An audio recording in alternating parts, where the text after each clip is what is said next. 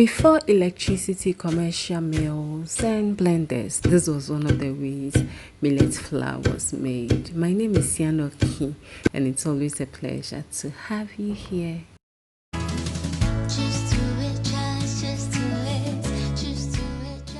Previously, I shared a video on how I make my burkina at home. One key ingredient of that recipe was millet flour. Today I'm sharing a recipe on how we can make our millet flour at home.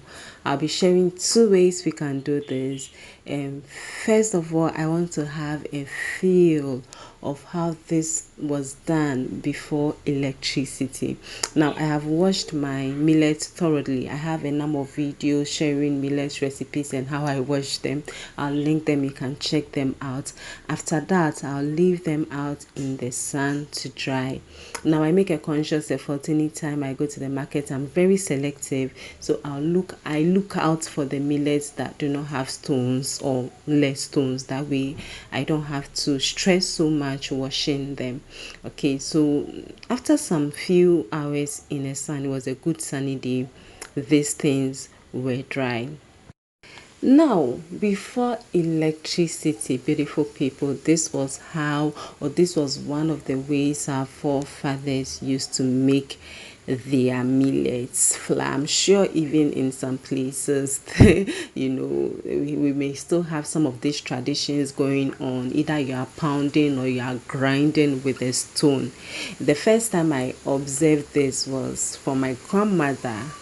It was one Christmas and she had made this rice drink, or I don't know whether to call it rice juice or rice drink. She pounded her rice together with some ginger and local spices, strained it, added some sugar and poured it over some ice. I'll never ever forget that drink from her. So that was the first time I observed flour being made from grains. I also think I have witnessed people pounding. Usually you have about two people or more, if I am right.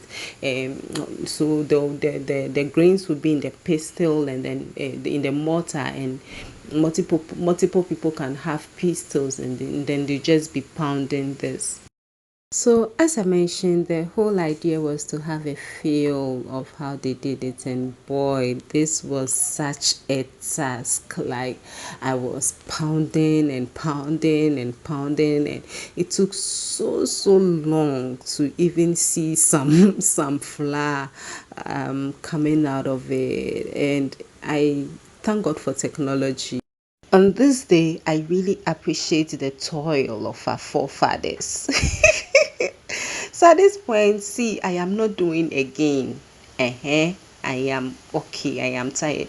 What I wanted to see, I have seen. So I'm just going to go ahead and, cover my bowl with a chiffon cloth, and then I am going to strain this. You don't have to do this, beautiful people. Okay, I'm just sharing an information. I'm just a content creator sharing something that I wanted to know. So please you don't have to go through all this, but I just want to make a statement that there's a reason why some people have sat down and thought about easy ways of doing things. Sometimes you have people making comments, about women who use machines, technology like washing machines, and other things to just make their life easy. I've heard or read a statement from a guy saying that as for him, he's not going to marry any woman who uses washing machine. Like, come on, really?